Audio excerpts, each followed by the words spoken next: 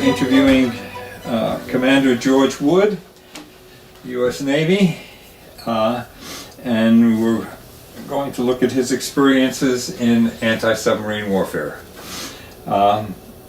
George, tell us a little bit about your background, where you were born and where you grew up. I was born in the Germantown section of Philadelphia. I grew up in the Germantown section of Philadelphia. I went to grade school in the Germantown section, and then later high school at the Northeast Catholic High School for boys over in the Torresdale section of Philadelphia. From there, well, things got kind of messed up. I was the class of 41, and as you'll recall, the Japanese did their dirty deed in that particular year in December, which altered my plans as far as education was concerned. And my father was pushing me to make sure that I did Navy, and so I had the opportunity to sign up for Naval Aviation Cadet Training, which I did actually at the University of Pennsylvania. The first one that was called active duty. The first part of that was a pre-flight school, which the Navy had taken over segments of the university, and they had pre-flight training there. And from there we went to Chapel Hill, North Carolina, and did more pre-flight training. And what aircraft did you fly during the training phase? Piper, little Piper Cub, and so we got our first taste of flying an airplane in a Piper Cub. And then from there? From there, of course, we went into training at different naval bases. From there, we went into pre-flight training in Chapel Hill, North Carolina, and were sent either to one of the two major Navy training bases, one in Pensacola, the other in Corpus Christi. So I apparently was selected to get orders to be sent down to Corpus Christi to start my naval flight training down in Corpus Christi, Texas. What did you fly there? Oh, we flew, we called it the SNJ, the North America. I forget what the... Air Force called it T6. When you got your wings... got my wings in Corpus. And then where were you assigned after that? We were sent to Florida, where we started flying in Navy type aircraft. And in that instance, of course, it was the torpedo bomber, the Avenger. What was the technique on the torpedo bombers? That was a very dangerous way to earn a living. Talk about the technique in using the in torpedo bombing. It got a bad reputation during torpedo work because the squadron was literally wiped out by the Japanese fighters. So the TBM, TBF, and torpedo work got a sort of a bad reputation. Nobody wanted to get involved in that because of what happened to this particular squadron. But the training and the use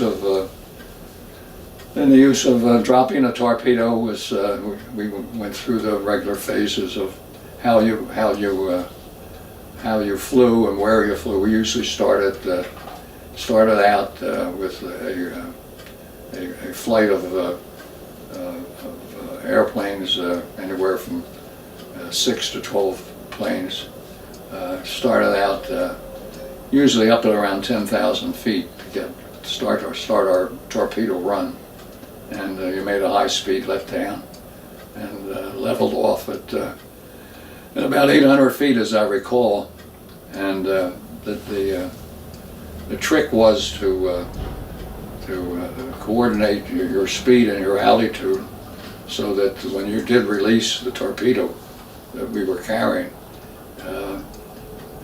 if it wasn't released properly, it would either make a flat landing and really destroy the torpedo, or if you were too high, it would nose in. You had to be at the right altitude and speed, so that, and usually that was for about 800 feet, as I recall, so that when you released the torpedo, it had a gentle entry into the water, so it could surface. What would your airspeed be when you released the torpedo? We were probably knocking it off about 180 knots, somewhere in that neck of the woods. The Navy didn't stay with the torpedo bombing. No, we didn't. As it turned out, that particular model airplane turned out to be, by reason of its ability to be used for a number of different things, it was a workhorse, really. How many people were in the airplane? Originally, we had a pilot, a radioman, and a gunner. The radioman, of course, was down in the bilge. Well, staying with the still on active duty. So, where were you assigned for the remainder of your service? You were with the Atlantic Fleet. Yeah, we were under the supervision of Comair Lant, which was the Commander Air Force Atlantic Fleet, and I guess there was a number of different. I was in NAS Vero Beach for a while. I was in Jacksonville for a while. I was down in Key West. Those three areas is where we flew from during the war. Talk about the anti-submarine work. You said that there was the Germans had U-boats in the Gulf of Mexico. Quite a few, apparently. And how did you seek them out? Well, we did an awful lot of our work at night, because unless you had a particular sighting of a torpedo in the daytime, which is unusual because the Germans weren't about to bring their subs up to the surface during the day. On a typical mission in hunting the submarines, talk about how you track. We had what we called sonobuoys. If we had a suspicion of a submarine below the surface, we had these sonobuoys that could be dropped. You would drop those if you had an idea that there was a submarine in the area. Yeah. If your initial indications, like I said, with the use of this MAD boom. Okay, the MAD stood for? Magnetic air detection. It was a boom that registered the effect of a mass of metal, which a submarine was. Okay, when the war ended, you left the Navy? No, I was given orders to join the Naval Reserves. An officer that was up at Willow Grove. What did you fly in out of Willow Grove? I started flying out of Willow Grove, the same kind of equipment that I was flying on active duty. And then from that point on, we got into multi-engine with the plane called the S2F, the Stoof. And I did most of my flying out of Willow Grove in the S2F. You said that there were different types of squadrons at Willow Grove. What did they have different missions? Well, yeah, they had fighter squadrons up there, TBM, TBF type squadrons.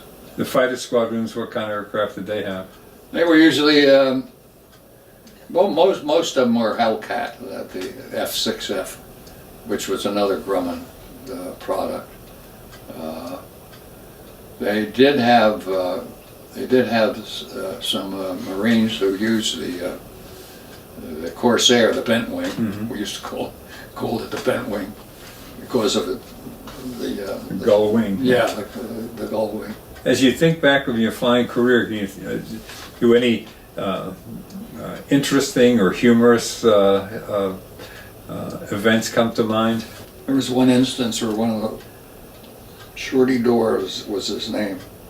We were probably coming back from Virginia or Florida, I can't remember where. He had to relieve himself in a number of ways. So he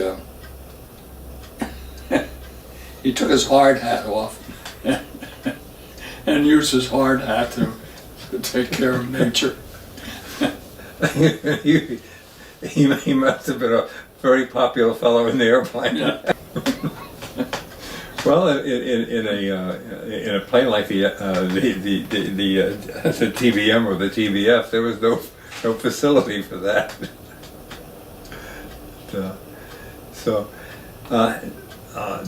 All told, how many years did you fly in the Navy, in the active and reserve? Yeah, because the combined years about 23, 24 years, I guess. How many flying hours did you have?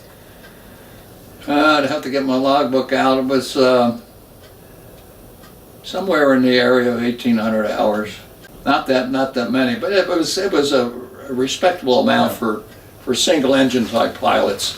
It's not like you were flying in some of the big stuff that you get up there and you flew and you flew and you flew. Didn't know when to come home. When you're doing it 2, 3, 4 hours at a time, it's a lot of sorties. And, you've talked mostly about land-based operations, but you were carrier qualified. Yes. Tell us a little bit about what it was like to land on a carrier, and perhaps maybe your first carrier landing. How you approached that, and what were you thinking about? Well, of course, before you actually went to sea to land on a carrier, you did preparation work, land-based. They had back in those days. The carrier had what was known as the landing signal officer, the LSD. He was the man with the paddles on the aft end of the carrier, which were the LSD. He's the guy that guided the planes with the use of the paddles, whether or not you're too high or too low, or you weren't fast enough. I mean, certain signals that he made with the paddles. Do you recall what the signals were? Well, if the paddles are up like that, that indicated if your approach was too high, and this type of motion with the paddles, and then of course there was this kind of motion. Come on, you're a little too slow, or if you were too fast, he could use these paddles to give you an indication of how you were doing in terms of your approach to a carrier landing, and basically it was the LSD was a Navy pilot, so he wasn't ignorant of what the pilot was doing. He was a carrier qualified pilot. What was your thinking, though, as you would approach the ship? I mean, you're moving, the ship's moving, the ship is moving up and down. How did you judge that? Well, it wasn't something that you could judge from your seat in terms of your carrier approach. The LSD was the one that could make whatever adjustments in your approach were needed based on what the ship was going through. If it was relatively calm seas, well, you didn't have to worry about the tail end of the carrier flopping up and down in the water. If it was a rough situation where the waters were rough, why that's something that that's something that a good landing signal officer would take care of in terms of his guiding you into a proper approach for the landing. And as you approached the deck, you had a hook around on the back that would catch a cable. Was that the technique that you used? That was, yes. We had the tail hook, which could be deployed. It has to be deployed, because if you didn't, why, well, that would be taken care of. You wind up in the barriers. And how about the takeoff? Now, what was the technique on getting off the carrier? one of two ways. You could fly off, or you could be jettisoned off. The steam catapult? Yeah. Which did you prefer? I think probably, looking back on it, I think probably catapult was a lot easier. Fly away, why, you know, you're hopeful. By the time you reach the bow, you were hopeful you had enough airspeed.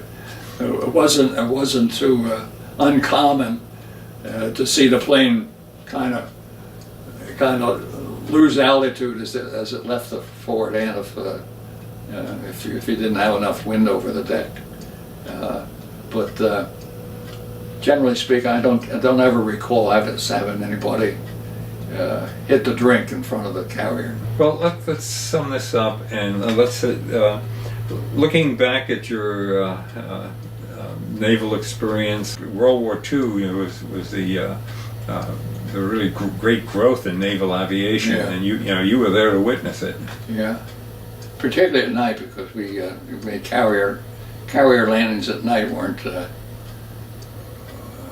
the easiest thing in the world. You didn't have an awful lot to work with. As far as lining up, there was a row of lights in the deck to make sure you were lined up with the center of the deck. But night work, night landing was a bit of a challenge. Most of us made it. Some of us didn't. Thanks, George. I appreciate it. My pleasure.